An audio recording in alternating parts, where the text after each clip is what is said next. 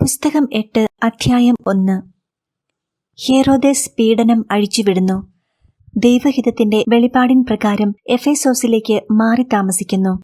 വിശുദ്ധ യോഹന്നാൻ എഫേസോസിലേക്ക് യാത്ര തിരിക്കാനായി തയ്യാറെടുപ്പ് ആരംഭിച്ചു. അതിന്റെ 4-ാം ദിവസം, അതായത് ജനുവരി മാസം 5-ാം തീയതിയായിരുന്നു. അത് ക്രിസ്തുവർഷം 40. ആ ദിനത്തിൽ പരിശുദ്ധ മാതാവിനോട് വിശുദ്ധ യോഹന്നാൻ തങ്ങൾക്ക് പുറപ്പെടാനുള്ള സമയമായി എന്നറിയിച്ചു. അന്നേ ദിവസത്തേക്ക് ഒരു കപ്പലിൽ യാത്രയ്ക്കുള്ള ക്രമീകരണങ്ങൾ ചെയ്തിരുന്നു. എല്ലാ കാര്യങ്ങളും തയ്യാറാക്കിയിരുന്നു. പരിശുദ്ധ അമ്മ പൂർണ്ണമായ അനുസരണയോടെ മുട്ടുകുത്തി പ്രാർത്ഥിക്കുകയും കർത്താവിനോട് സഹിയോൻ ഊട്ടുശാല വിട്ട് യാത്ര പുറപ്പെടാൻ അനുവാദം ചോദിക്കുകയും ചെയ്തു. തുടർന്ന് അവൾ ആ മാളികയുടെ ഉടമസ്ഥനോടും അവിടുത്തെ അന്തേവാസികളോടും വിട ചൊല്ലി. ആ മനുഷ്യർക്ക് ഈ യാത്രാമൊഴികൾ ഏറെ നൊമ്പരം ഉളവാക്കി കാണുമെന്ന് നമുക്ക് സങ്കല്പിക്കാൻ കഴിയും. എന്തെന്നാൽ അവരെല്ലാം ആ അമ്മയുടെ സ്നേഹനിറവിനാലും അവളോടുള്ള ഭക്തിയാലും ബന്ധിതരായിരുന്നു. അവളുടെ മാധുര്യമൂർന്ന വാക്കുകളാലും ആ ഉദാര കരങ്ങൾ വഴി തങ്ങൾക്കു ലഭിച്ച നിരവധിയായ അനുഗ്രഹങ്ങളും അവർക്ക് മറക്കാൻ കഴിയുമായിരുന്നില്ല. ഇതാ ഇപ്പോൾ പൊടുന്നനവെ അവളുടെ സാന്ത്വന സാന്നിധ്യവും അനർഘനിധിയായ ആ വരദാനങ്ങളുടെ തേനരുവിയും അവർക്ക് നഷ്ടമാകാൻ പോകുന്നു. അവരെല്ലാം അവൾക്കൊപ്പം അവളെ അനുഗമിക്കാൻ മുന്നോട്ടു വന്നു. അവർ അവളോട് എത്രയും വേഗം മടങ്ങി വരണമെന്നും അവൾക്കായി പൂർണ്ണമായും വിട്ടുകൊടുക്കപ്പെട്ടിരിക്കുന്ന ഈ ഭവനത്തെ ഉപേക്ഷിച്ചു കളയരുതെന്നും അഭ്യർത്ഥിച്ചു. ആ മനുഷ്യർ തന്നോട് പ്രദർശിപ്പിച്ച ഭക്തിയും സ്നേഹവും അവർ അർപ്പിച്ച ആശംസകളും ഓർത്ത് അമ്മ അവർക്കെല്ലാം നന്ദി പറഞ്ഞു. അവൾ തന്റെ എളിയ സ്നേഹം അവരെ അറിയിച്ചു. അവർക്ക് പ്രത്യാശ നൽകിക്കൊണ്ട് താൻ തിരികെ വരുമെന്ന് സൂചിപ്പിക്കുകയും ചെയ്തു. അതിനെ തുടർന്ന് അവൾ നമ്മുടെ നിത്യരക്ഷയുമായി ബന്ധപ്പെട്ട വിശുദ്ധ സ്ഥലങ്ങൾ സന്ദർശിച്ച് പ്രാർത്ഥിക്കാൻ വിശുദ്ധ യോഹന്നാനോട് അനുവാദം ചോദിച്ചു. ഈ സ്ഥലങ്ങളൊക്കെയും നമ്മുടെ കർത്താവിന്റെ സാന്നിധ്യത്താലും അവന്റെ തിരുരക്തത്താലും വിശുദ്ധീകരിക്കപ്പെട്ടിരുന്ന ഇടങ്ങളാണ്. അപ്പസ്തോലനോടൊപ്പം ഈ സ്ഥലങ്ങൾ ഒന്നൊന്നായി അവൾ സന്ദർശിച്ചു. അവിടെയെല്ലാം അതീവ ഭക്തിയും ആർദ്രതയും പ്രദർശിപ്പിച്ച് കണ്ണുനീരോടെ പ്രാർത്ഥനയിൽ മുഴുകി. വിശുദ്ധ യോഹന്നാനാകട്ടെ അമ്മയുടെ സാന്നിധ്യം തനിക്കേറ്റവും പ്രിയങ്കരവും ധന്യവുമെന്ന് മനസ്സിലാക്കി വീരോചിതമായ പുണ്യപ്രവൃത്തികളിൽ മുഴുകി. ഓരോ പുണ്യസ്ഥലവും സന്ദർശിക്കുമ്പോൾ പരിശുദ്ധ അമ്മ സംരക്ഷണത്തിനായി നിയോഗിക്കപ്പെട്ട പരിശുദ്ധ മാലാഖമാരെ ദർശിച്ചു. സംരക്ഷകരായ ഈ സ്വർഗീയ പോരാളികളോട് ലൂസിഫറിനെയും അവന്റെ പൈശാചിക പരീക്ഷയെയും പ്രതിരോധിക്കാൻ അവൾ വീണ്ടും ഉത്തരവായി. അല്ലെങ്കിൽ അവർ ഈ വിശുദ്ധ സ്ഥലങ്ങൾ അശുദ്ധമാക്കി നിന്ദിക്കുകയും അതിനുള്ള ഉപകരണങ്ങളായി തദ്ദേശവാസികളും അവിശ്വാസികളുമായ യഹൂദരെ ഉപയോഗിക്കുകയും ചെയ്യുമായിരുന്നു. നരകപിശാച് യഹൂദരെ പ്രകോപിപ്പിക്കാനായി പൈശാചികവും കുൽസിതവുമായ ചിന്തകളെ അവരിൽ ജനിപ്പിക്കാൻ ഇടയുണ്ട്. അവയെ സച്ചിന്തകൾ നൽകി ആട്ടിയോടിക്കണം. അല്ലെങ്കിൽ ക്രിസ്തുവിനെയും അവന്റെ ത്യാഗത്തെയും പറ്റിയുള്ള ചിന്തകൾ യഹൂദരിലും മറ്റു മനുഷ്യരിലും നിന്ന് മായ്ക്കപ്പെടും. വിശുദ്ധ സ്ഥലങ്ങൾ വിസ്മൃതിയിലാകും. ഇനി വരും കാലത്തേക്ക് കൂടിയായിരുന്നു മാലാഖമാരെ ഈ ദൗത്യം ഏൽപ്പിച്ചത്. എന്തെന്നാൽ കർത്താവിന്റെ പരിശുദ്ധ സ്ഥലങ്ങൾക്കെതിരെ ദുഷ്ടാരൂപികൾ എല്ലാ സ്ഥലത്തും എല്ലാ കാലത്തും ഉണർന്നുത്സുകരായി പ്രവർത്തിച്ചുകൊണ്ടേയിരിക്കും. അവിടുത്തെ രക്ഷാകര ദൗത്യത്തെ പരാജയപ്പെടുത്തുകയാണ് അവർക്ക് വേണ്ടത്. പരിശുദ്ധ മാലാഖമാർ അവരോട് തങ്ങളുടെ രാജ്ഞി ആജ്ഞാപിച്ച എല്ലാ കാര്യങ്ങളും ഏറ്റെടുത്ത് അനുസരിച്ചു. തന്റെ ഭക്താനുഷ്ഠാനങ്ങൾ പൂർത്തിയാക്കിയ ശേഷം അവൾ വിശുദ്ധ യോഹന്നാന്റെ മുൻപിൽ മുട്ടുകുത്തി യാത്രയ്ക്ക് വേണ്ട അനുഗ്രഹം യാചിച്ചു. മുൻപ് തന്റെ പുത്രന്റെ മുൻപിൽ മുട്ടുകുത്തിയിരുന്നത് പോലെ തന്നെയായിരുന്നു ഇതും. എന്തെന്നാൽ മുൻപ് തന്റെ പുത്രനോട് കാട്ടിയ അതേ വിധേയത്വവും വിനയവും അനുസരണയും സേവന വ്യഗ്രതയും തന്റെ പ്രിയ ശിഷ്യനോടും അവൾ പ്രദർശിപ്പിച്ചു. മകന്റെ പകരക്കാരനാണല്ലോ യോഹന്നാൻ. ജെറുസലേമിലുള്ള അനേകർ അവനെ സമീപിച്ച് തുറമുഖത്തേക്കും എഫേസോസിലേക്കും യാത്ര ചെയ്യാൻ വേണ്ട വാഹനങ്ങൾ, യാത്രാ സാമഗ്രികൾ, പണം, ആഭരണങ്ങൾ എന്നിവ വാഗ്ദാനം ചെയ്തു. പരിശുദ്ധ അമ്മ അവരോട് നന്ദി പറയുകയും അത്തരം സമ്മാനങ്ങൾ ആവശ്യമില്ലെന്നറിയിക്കുകയും ചെയ്തു. കടലോരത്തേക്കുള്ള യാത്രയ്ക്കായി അവൾ ഒരു എളിയ കഴുതയെയാണ് ഉപയോഗിച്ചത്. അതിന്റെ മേൽ ദരിദ്രരുടെയും സകല നന്മകളുടെയും രാജ്ഞിയായി അവൾ സഞ്ചരിച്ചു. അപ്പോൾ അവൾ തന്റെ ഭർത്താവായ യോസേപ്പിനും ദിവ്യസുതനുമൊപ്പം നടത്തിയ അനേകം തീർത്ഥാടനങ്ങളെ സ്മരിച്ചു. ഈ ഓർമ്മകൾ അവളുടെ സ്വർഗീയ സ്നേഹത്തെ ഉണർത്തി. ആ സ്നേഹം ഒരിക്കൽ കൂടി ഇത്തരമൊരു യാത്രയുടെ പ്രചോദനമായിരിക്കുന്നു. അത് മാടപ്രാവിനെ പോലെ നിഷ്കളങ്കമായ അവളുടെ ഹൃദയത്തിൽ ആർദ്രവും ഭക്തിനിർഭരവുമായ വികാരങ്ങളെ ഉണർത്തി. അവർ തീരത്തെത്തി ആ തുറമുഖത്ത് നങ്കൂരമിട്ടിരുന്ന കപ്പലിൽ മറ്റു യാത്രികർക്കൊപ്പം കയറി. ലോകത്തിന്റെ മഹാരാജ്ഞി ജീവിതത്തിൽ ആദ്യമായി സമുദ്രയാനം ചെയ്യുകയായിരുന്നു. വിശാലമായി മധ്യധരണ്യാഴി മഹാസമുദ്രവുമായി സംഗമിക്കുന്നത് അവർ വ്യക്തമായി കണ്ട് മനസ്സിലാക്കി. അതിന്റെ വ്യാപ്തി, മഹാഗഹ്വരങ്ങൾ, അതിലെ ഉൾക്കടലുകൾ എല്ലാം കണ്ടറിഞ്ഞു. ആ സമുദ്രത്തിന്റെ മണൽ തീരങ്ങൾ, അവിടങ്ങളിലെ ധാതുസമ്പത്തുകൾ, ആഴിയുടെ വേലിയേറ്റങ്ങളും വേലിയിറക്കങ്ങളും, അതിലെ മൃഗങ്ങൾ, തിമിംഗലങ്ങൾ, നാനാ വലിപ്പമുള്ള മത്സ്യങ്ങൾ തുടങ്ങി എന്തെല്ലാം ജീവജാലങ്ങളുണ്ടോ അവയെല്ലാം അവൾ ദർശിച്ചു. മേൽ വിവരിച്ചവയെല്ലാം ഒരു ദർപ്പണത്തിലെന്നതുപോലെ ദൈവത്തിന്റെ സർവ്വശക്തിയെയും മഹത്വത്തെയും പ്രതിഫലിപ്പിച്ചു. അവളുടെ ആത്മാവ് വികാരവായ്പോടെ ദൈവത്തിലേക്ക് ചിറകടിച്ചുയർന്നു. സൃഷ്ടികളിലൂടെ പ്രതിഫലിപ്പിക്കപ്പെട്ട ദൈവത്തിന്റെ വിസ്മയകരമായ ശക്തിയെയും ഓരോ സൃഷ്ടിയെയും പ്രതി അവൾ ദൈവത്തെ സ്തുതിക്കുകയും അവന്റെ മഹത്വത്തെ വാഴ്ത്തുകയും ചെയ്തു. കടലിന്റെ കരുണയിൽ വിശ്വസിച്ച് സ്വന്തം ജീവിതങ്ങളെ അതിന്റെ കീഴടങ്ങാത്ത ശൗര്യത്തിന് സമർപ്പിച്ച് തിരമാലകൾക്കുമേൽ തങ്ങളുടെ യാനപാത്രങ്ങളെ ചരിപ്പിക്കുന്നവരോടുള്ള കരുണയാൽ പ്രചോദിതയായി അവൾ സർവശക്തനോട് അപേക്ഷിച്ചു. തന്റെ മധ്യസ്ഥം യാചിച്ച് സംരക്ഷണം തേടുന്ന സമുദ്രയാത്രികരെ എല്ലാ അപകടങ്ങളിൽ നിന്നും പ്രത്യേകമായി സംരക്ഷിക്കണമെന്നവൾ പ്രാർത്ഥിച്ചു. ആ നിമിഷം തന്നെ കർത്താവ് ആ പ്രാർത്ഥനയെ സ്വീകരിച്ചു. അന്നു മുതൽ എല്ലാ കാലത്തും കടൽ യാത്ര ചെയ്യുന്നവർ കന്യകാമാതാവിന്റെ ഏതെങ്കിലും രൂപം ഒപ്പം സംവഹിക്കുകയും ഹൃദയ പരമാർത്ഥതയോടെ സാഗരതാരമാകുന്ന പരിശുദ്ധ മറിയത്തെ വിളിച്ചപേക്ഷിക്കുകയും ചെയ്യുമ്പോൾ അപകടവേളകളിൽ അമ്മ അവർക്ക് രക്ഷകയാണ്. കത്തോലിക്ക വിശ്വാസികളും മറ്റ് വിശ്വാസികളും ഇത്തരം പ്രതിസന്ധികളിൽ പരാജിതരായി നാശം സംഭവിക്കുന്നുണ്ടെങ്കിൽ അതിന്റെ കാരണം മാലാഖമാരുടെ രാജ്ഞി അവർക്കായി നേടിവെച്ച ആനുകൂല്യങ്ങളെ അവഗണിച്ചതുകൊണ്ടാണ്. അല്ലെങ്കിൽ അവർ തങ്ങളുടെ പാപാവസ്ഥയിൽ കൊടുങ്കാറ്റിലുഴലുമ്പോൾ പരിശുദ്ധ അമ്മയെ മറന്നുപോയിരിക്കാം. അതുമല്ലെങ്കിൽ അവളുടെ സഹായത്തെ ആത്മാർത്ഥ ഹൃദയത്തോടും ഭക്തിയോടും കൂടെ തേടി ചെല്ലാത്തതുകൊണ്ടുമായിരിക്കും. എന്തെന്നാൽ ദൈവത്തിന്റെ വചനം അജയ്യമാണ്. ഉന്നതയായ പരിശുദ്ധ മാതാവാകട്ടെ സമുദ്ര വിജനതകളിൽ മനുഷ്യമക്കളെ വിഴുങ്ങാൻ വരുന്ന അപകടങ്ങളിൽ അവളുടെ സഹായം തേടുന്ന യാതൊരാൾക്കും അത് നിഷേധിക്കുകയില്ല. അവർ കരയ്ക്കണിഞ്ഞ വേളയിലും പരിശുദ്ധ രാജ്ഞി കടൽ യാത്രയിൽ ചെയ്തതുപോലെ തന്നെ വളരെയധികം അത്ഭുതങ്ങൾ പ്രവർത്തിച്ചു. അവൾ രോഗികളെ സുഖപ്പെടുത്തുകയും പിശാചുക്കളെ പുറത്താക്കുകയും ചെയ്തു. അവളുടെ പക്കൽ വന്നണിഞ്ഞപ്പോൾ തന്നെ രോഗവും പൈശാചിക പീഡകളും മനുഷ്യരെ വിട്ടകന്നു. എല്ലാ അത്ഭുതങ്ങളും വിശദമായി പറയുക അസാധ്യമാണ്. എന്തെന്നാൽ പരിശുദ്ധ അമ്മ പ്രവർത്തിച്ച എല്ലാ അത്ഭുതങ്ങളും അവളിലൂടെ അനേകർക്കു ലഭിച്ച സ്വർഗീയ സഹായങ്ങളും അതുവഴി അവളെ ഉപകരണമാക്കിയ ദൈവത്തിന്റെ മഹത്വങ്ങളും വിശദീകരിക്കാൻ ഇനിയും അനേകം പ്രബന്ധങ്ങളും ആവശ്യമായി വരും.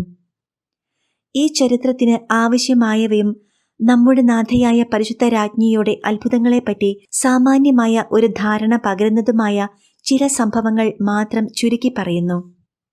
എഫേസോസിൽ താമസമുറപ്പിച്ച ജെറുസലേം സ്വദേശികളായ ചിലരുണ്ടായിരുന്നു. അവർ ക്രിസ്ത്യാനികളായിരുന്നു. അവർ ചെറിയ സമൂഹമായിരുന്നു. രക്ഷകന്റെ അമ്മ അവിടെ എത്തിയിരിക്കുന്നുവെന്ന് അവരറിഞ്ഞു. അവളെ സന്ദർശിക്കാനായി അവർ തിരക്കിട്ട് വന്നു. അവരുടെ വീടുകളും അവരുടെ സ്വന്തമായുള്ളതൊക്കെയും അവളുടെ ഉപയോഗത്തിന് വിട്ടുകൊടുക്കാനായി തയ്യാറായിട്ടാണ് അവർ എത്തിയത്. എന്നാൽ പുണ്യങ്ങളുടെ വിളനിലമായ മഹാരാജ്ഞി പ്രൗഢിയും ഭൗതിക സുഖ സൗകര്യങ്ങളും അന്വേഷിക്കുന്നവളല്ലല്ലോ. അതുകൊണ്ട് അവൾ തനിക്ക് താമസിക്കാനായി തിരഞ്ഞെടുത്തത് പ്രായമായി വിശ്രമജീവിതം നയിച്ചിരുന്ന ഏകസ്ഥരായ ദരിദ്ര സ്ത്രീകൾ വസിച്ചിരുന്ന ഒരു ഭവനമായിരുന്നു. അവർക്ക് പുരുഷന്മാരുമായി സമ്പർക്കമില്ലായിരുന്നു. മാലാഖമാരുടെ മധ്യസ്ഥം വഴി ആ സ്ത്രീകൾ എത്രയും സ്നേഹത്തോടും ഔദാര്യത്തോടും കൂടി അവരുടെ ഭവനം പരിശുദ്ധ രാജ്ഞിക്ക് വിട്ടുകൊടുത്തു. ആ ഭവനത്തിൽ ഒരു മൂലയിൽ ഒഴിഞ്ഞ മുറി പരിശുദ്ധ രാജ്ഞിക്കും മറ്റൊന്ന് വിശുദ്ധ യോഹന്നാനും നൽകി. എഫേസോസിലുണ്ടായിരുന്ന കാലം മുഴുവൻ അവർ രണ്ടുപേരും ഈ മുറികളിലാണ് വസിച്ചിരുന്നത്. തന്നെ അവിടെ വസിക്കാൻ അനുവദിച്ചതിന് പരിശുദ്ധ അമ്മ ആ ഭവനത്തിന്റെ ഉടമസ്ഥരായ വനിതകൾക്ക് നന്ദി പറഞ്ഞു. അതിനുശേഷം തന്റെ മുറിയിൽ പ്രവേശിച്ച് പതിവായി ചെയ്യാറുള്ളതുപോലെ നിലത്ത് സാഷ്ടാംഗം പ്രണാമം ചെയ്ത് ദൈവത്തിന് നിത്യസത്തയെ ധ്യാനിച്ച് ആരാധനയർപ്പിച്ചു. ഈ പുതിയ നഗരത്തിൽ അവിടുത്തെ തിരുവിഷ്ടം പോലെ ദൈവസേവനത്തിനായി തന്നെത്തന്നെ സമർപ്പിച്ചു. അവൾ ഇപ്രകാരം പ്രാർത്ഥിച്ചു: സർവശക്തനായ ദൈവമേ, നിന്റെ ദൈവികതയുടെ അപാരതയാൽ നീ ആകാശത്തിലും ഭൂമിയിലും നിറഞ്ഞിരിക്കുന്നു. ജെറമിയ 23:24. നിന്റെ എളിയ ദാസ്യ മാത്രമായിരിക്കുന്ന ഞാൻ നിന്റെ തിരുവിഷ്ടത്തെ പൂർണ്ണമായി അനുസരിക്കാൻ അഭിലഷിക്കുന്നു. നിന്റെ അനന്ത നന്മയിൽ നീ എനിക്കായി നിർദ്ദേശിക്കുന്ന ഏതൊരു അവസരത്തിലും ഏതൊരു ദേശത്തും എല്ലാ കാലത്തും അപ്രകാരം ഞാൻ എന്നെ നിനക്ക് വിട്ടുതരുന്നു. എന്തെന്നാൽ നീയാണെന്റെ ഏക നന്മ, ഏക അസ്തിത്വം, എന്റെ ജീവൻ. നിന്നെ തൃപ്തിപ്പെടുത്തുന്നതിനായി ഞാനിതാ എന്റെ ചിന്തകളെയും വാക്കുകളെയും പ്രവൃത്തികളെയും അങ്ങേക്ക് സമർപ്പിക്കുന്നു. കർത്താവ് തന്റെ പ്രാർത്ഥനയെ സ്വീകരിച്ചുവെന്ന് ജ്ഞാനിയായ പരിശുദ്ധ അമ്മ തിരിച്ചറിഞ്ഞു. അവിടുന്ന് അവളുടെ അഭിലാഷങ്ങളെ തന്റെ ദിവ്യശക്തിയാൽ ധന്യമാക്കി. അവളുടെ അർത്ഥനകൾ എപ്പോഴും സ്വീകരിക്കുകയും അവളുടെ സഹായത്തിന് നിരന്തരം എത്തുന്നതിന് തിരുമനസ്സാകുകയും ചെയ്തു. അവൾ തിരുസഭയ്ക്ക് വേണ്ടി തുടർന്ന് പ്രാർത്ഥിച്ചുകൊണ്ടിരുന്നു. എല്ലാ സത്യവിശ്വാസികളുടെയും സഹായത്തിനായുള്ള പദ്ധതികൾ അവൾ തയ്യാറാക്കി. അപ്പോൾ പല ദേശങ്ങളിലായിരിക്കുന്ന അപ്പസ്തോലന്മാരും മറ്റു ശിഷ്യരും വഞ്ചകരായ മനുഷ്യരിൽ കൂടി പ്രവർത്തിച്ചുകൊണ്ടിരുന്ന പൈശാചിക ശക്തികളാൽ പീഡിപ്പിക്കപ്പെടുന്നുവെന്നറിഞ്ഞ് അവരുടെ രക്ഷയ്ക്കായി എത്തുന്നതിന് തന്റെ മാലാഖമാർക്ക് കൽപ്പന നൽകി. ആ കാലത്ത് തന്നെ വിശുദ്ധ പൗലോസ് യഹൂദരുടെ കഠിനദ്രോഹങ്ങൾ മൂലം ദമാസ്കസ് വിട്ട് ഓടിപ്പോയിരുന്നു. ജെറൂസലേമിലേക്കുള്ള യാത്രാവേളയിൽ പൗലോസിനെതിരെ ലൂസിഫർ ഉയർത്തിയ ഭീഷണികളെ നേരിടാനായി പരിശുദ്ധ രാജ്ഞി തന്റെ മാലാഖമാരെ പാറാവുകാരും സംരക്ഷകരുമായി അയച്ചു. എന്തെന്നാൽ നരകത്തിന്റെ ക്രോധം മറ്റേതൊരു അപ്പസ്തോലനേക്കാളും അധികമായി പൗലോസിന്റെ നേർക്കാണ് തിരിച്ചുവിടപ്പെട്ടത്. പൗലോസിന്റെ അത്ഭുത മാനസാന്തര വിവരങ്ങൾ എല്ലാവർക്കും അറിയാമായിരുന്നെങ്കിലും അപ്പസ്തോലന്മാരും പുതിയ ശിഷ്യന്മാരും പൗലോസ് സ്ഥിരതയോടെ വിശ്വാസത്തിൽ നിൽക്കുമോ എന്ന് ഭയപ്പെട്ടിരുന്നു. കാരണം സാവൂൾ ക്രിസ്തുവിന്റെ സ്വയം പ്രഖ്യാപിത ശത്രുവായിരുന്നല്ലോ. അതിനാൽ ആദ്യഘട്ടങ്ങളിൽ ആ സമൂഹം പൗലോസിനോട് അകൽച്ച പാലിച്ചിരുന്നു. അതിന് മാറ്റമുണ്ടായത് ബർന്നബാസ് അവരുടെ മുൻപാകെ സംസാരിക്കുകയും വിശുദ്ധ പൗലോസിനെ വിശുദ്ധ പത്രോസിന് പരിചയപ്പെടുത്തുകയും ചെയ്തതിനു ശേഷമാണ്. വിശുദ്ധ പൗലോസ് ക്രിസ്തുവിന്റെ വികാരിയുടെ പാദാന്തികത്തിൽ പ്രണാമം ചെയ്യുകയും പാദങ്ങൾ ചുംബിച്ച് തന്റെ വീഴ്ചകളും പാപവും ഏറ്റുപറയുകയും ചെയ്തു. തന്നെയും അദ്ദേഹത്തിന്റെ പ്രജകളിൽ ഒരാളായി സ്വീകരിച്ച് അദ്ദേഹത്തിന്റെ ഗുരുവിന്റെ അനുയായിയായി അംഗീകരിക്കണമെന്നും യാചിച്ചു. അവിടുത്തെ പരിശുദ്ധ നാമവും അവനിലുള്ള വിശ്വാസവും സ്വന്തം രക്തം കൊടുത്തുപോലും പ്രഘോഷിക്കാൻ അനുവദിക്കണമേ എന്ന് കേണപേക്ഷിച്ചു. പത്രോസിന് എല്ലാം ബോധ്യമായി. അതോടെ ആ പ്രശ്നം പരിഹരിക്കപ്പെട്ടു. അതേ തുടർന്ന് അവരെല്ലാവരും കൂടി അതീവ സന്തോഷത്തോടെ വിശുദ്ധ പൗലോസിനെ തങ്ങളിലൊരാളായി സ്വീകരിച്ചു. അവരെല്ലാവരും അത്യുന്നത ദൈവത്തിന് കൃതജ്ഞതാസ്തോത്രങ്ങൾ അർപ്പിച്ചു. വിശുദ്ധ പൗലോസിനെ ജെറുസലേമിലെങ്ങും വചനം പ്രഘോഷിക്കാൻ നിയോഗിക്കുകയും ചെയ്തു. ഇക്കാര്യം ഏറ്റവും സന്തോഷത്തോടെ അദ്ദേഹം ഏറ്റെടുത്തു. ഇത് ജെറുസലേമിലെ യഹൂദരിൽ വലിയ വിസ്മയമുളവാക്കി. അദ്ദേഹത്തിന്റെ വാക്കുകൾ ജ്വലിക്കുന്ന അസ്ത്രങ്ങൾ പോലെ ശ്രോതാക്കളുടെ ഉള്ളിൽ കത്തിക്കയറി. അവർ അത്യധികം ഭയചകിതരായി. ജെറുസലേമിലെ ജനമെല്ലാം പൗലോസ് നഗരത്തിലെത്തിയ വിവരമറിഞ്ഞ് അവനെ കാണാനും ശ്രവിക്കാനുമായി ഓടിക്കൂടി. ലൂസിഫറിനും അവന്റെ കിങ്കരന്മാർക്കും ഈ ദിവസങ്ങൾ ആലസ്യത്തിന്റേതായിരുന്നില്ല. എന്തെന്നാൽ വിശുദ്ധ പൗലോസിന്റെ ആഗമനം വഴി അത്യുന്നതൻ അവർക്ക് കഠിനമായ ദണ്ഡനമാണ് സമ്മാനിച്ചത്. പൗലോസിൽ പ്രകടമായ ദൈവിക ശക്തി ഈ നാരകീയ സത്വങ്ങളെ ഘോരമായി കഷ്ടപ്പെടുത്തി. എന്നാലും ഈ ദുഷ്ടാത്മാക്കൾ അവരുടെ അഹന്തയും വിദ്വേഷവും ഉപേക്ഷിക്കുകയില്ലല്ലോ. വിശുദ്ധ പൗലോസിന്റെ ഉള്ളിൽ നിന്നും പ്രവഹിച്ച സത്സന്ദേശം തിരിച്ചറിഞ്ഞ നിമിഷം അവർ കോപാക്രാന്തരായി. ലൂസിഫർ ക്രോധത്താൽ ഭ്രാന്ത് പിടിച്ച് തന്റെ വികൃത സത്വങ്ങളാകുന്ന പിശാചുക്കളെയെല്ലാം സമ്മേളിപ്പിച്ചു. അവർ അനേകം വ്യൂഹങ്ങളുണ്ടായിരുന്നു. അവർ തങ്ങളുടെ ക്രോധത്തെ ജ്വലിപ്പിച്ച് പൗലോസിന് നേർക്ക് അത് പ്രയോഗിക്കാൻ ആരംഭിച്ചു. അവർ പൗലോസിനെ തറപറ്റിക്കാനായി തങ്ങളാൽ കഴിയുന്ന എല്ലാ ശ്രമങ്ങളും സർവശക്തിയോടും കൂടി നടപ്പിലാക്കാൻ ഉറച്ചു. ജെറുസലേമിൽ മാത്രമല്ല, ലോകത്തെല്ലായിടത്തും പൗലോസിനെതിരെ യുദ്ധം ചെയ്യാനും അവർ തീരുമാനിച്ചു. ഈ ആത്യന്തിക ലക്ഷ്യ സാക്ഷാത്കാരത്തിനായി അവർ ഹെരോദേസിനെയും യഹൂദരെയും അപ്പസ്തോലനെതിരെ പ്രകോപിപ്പിച്ചു. അവരുടെ ശ്രദ്ധ മുഴുവൻ പൗലോസിന്റെ കത്തിജ്വലിക്കുന്ന തീഷ്ണതയോടെയുള്ള പ്രഘോഷണങ്ങളായിരുന്നു. ജെറുസലേം ഇപ്രകാരം ഇളകിമറിഞ്ഞു. പരിശുദ്ധ അമ്മ തന്റെ പ്രാർത്ഥനാലയത്തിലിരുന്ന് ജെറുസലേമിലെ സംഭവങ്ങളെല്ലാം അറിഞ്ഞുകൊണ്ടിരുന്നു. കൂടാതെ വിശുദ്ധ പൗലോസിന്റെ സംരക്ഷണത്തിനായി നിയോഗിക്കപ്പെട്ട പരിശുദ്ധ മാലാഖമാരും എല്ലാ കാര്യങ്ങളും പരിശുദ്ധ രാജ്ഞിയെ അറിയിച്ചിരുന്നു. ഹെരോദേസും യഹൂദരും ഉയർത്തിയ വിദ്വേഷത്തിന്റെ തുടർച്ചയായിരുന്നു ജെറുസലേമിൽ ഉണ്ടായിക്കൊണ്ടിരുന്ന ബഹളങ്ങൾ. അത് പരിശുദ്ധ അമ്മ പ്രതീക്ഷിച്ചതും ആയിരുന്നു. പൗലോസിന്റെ ജീവൻ രക്ഷിക്കേണ്ടതിന്റെ ആവശ്യകത അമ്മ നന്നായി അറിഞ്ഞിരുന്നു. അദ്ദേഹത്തിലൂടെ ദൈവനാമം ഉയർത്തപ്പെടുകയും സുവിശേഷം എല്ലായിടത്തും അറിയപ്പെടുകയും ചെയ്യേണ്ടിയിരുന്നു. തന്മൂലം പരിശുദ്ധ രാജ്ഞിയുടെ മനസ്സിൽ പാലസ്തീനായിലെ തന്റെ അസാന്നിധ്യത്തെപ്പറ്റി ഖേദം തോന്നി. അവിടെയുള്ളവർക്ക് കൂടുതൽ സേവനങ്ങൾ നൽകണമെന്ന അഭിലാഷം അങ്കുരിച്ചു. താൻ അവർക്കൊപ്പമുണ്ടായിരുന്നെങ്കിൽ അവർക്ക് തന്റെ സാന്നിധ്യം കൊണ്ട് വളരെ സേവനങ്ങൾ അർപ്പിക്കാൻ സാധിക്കുമായിരുന്നല്ലോ എന്ന് അവൾ ഓർത്തു. ഇപ്രകാരമുള്ള ചിന്തകളാൽ ചുറ്റപ്പെട്ട് എഫേസൂസിൽ തന്നെ ആയിരുന്നുകൊണ്ട് തന്റെ പ്രാർത്ഥനകളാൽ അവരെ സഹായിക്കാൻ അവൾ ശ്രമിച്ചുകൊണ്ടിരുന്നു. പിശാചിന്റെ ആക്രമണങ്ങളിലും കെണികളിലും നിന്ന് വിശുദ്ധ പൗലോസിന്റെ ജീവന് സംരക്ഷണം നൽകുമെന്ന് ഒരു ദിവസം പ്രാർത്ഥനാവേളയിൽ കർത്താവ് പരിശുദ്ധ അമ്മയ്ക്ക് ഉറപ്പു നൽകി. ജെറുസലേം ദേവാലയത്തിൽ പ്രാർത്ഥനയിൽ മുഴുകിയിരിക്കെ പൗലോസിന് ശക്തമായ ദിവ്യ അനുഭൂതിയുണ്ടായി. അദ്ദേഹത്തിന് ദൈവികമായ പ്രബുദ്ധതയും ദർശനവും ലഭിച്ചു. പൗലോസ് ഉടൻ തന്നെ നഗരം വിട്ട് ഓടിപ്പോകണമെന്ന് ആ ദർശനത്തിൽ കർത്താവ് അറിയിച്ചു. എന്തെന്നാൽ ജെറുസലേമിലെ ശത്രുക്കളായ യഹൂദർ വിദ്വേഷം നിറഞ്ഞ് പൗലോസിനെ വധിക്കാനുള്ള ഗൂഢശ്രമങ്ങൾ തുടങ്ങിയിരുന്നു. മേൽ പറഞ്ഞ കാരണത്താൽ പൗലോസ് ജെറുസലേമിൽ 15 ദിവസം മാത്രമേ കഴിഞ്ഞുള്ളൂ. ഏതാനും വർഷങ്ങൾക്കു ശേഷം അദ്ദേഹം മീലേത്തൂസിൽ നിന്ന് പുറപ്പെട്ട് എഫേസോസ് വഴി തിരികെ എത്തുകയും തടവുകാരനായി പിടിക്കപ്പെടുകയും ചെയ്തു. തനിക്കു ജെറുസലേം ദേവാലയത്തിൽ വെച്ച് ഉണ്ടായ ദിവ്യ അനുഭൂതിയും നഗരം വിട്ടുപോകാൻ കർത്താവ് നൽകിയ കൽപ്പനയുമൊക്കെ അപ്പസ്തോല നടപടികളുടെ 22-ാം അധ്യായത്തിൽ പരാമർശിക്കുന്നുണ്ട്. അപ്പസ്തോല പ്രവർത്തനങ്ങൾ 22:17-21.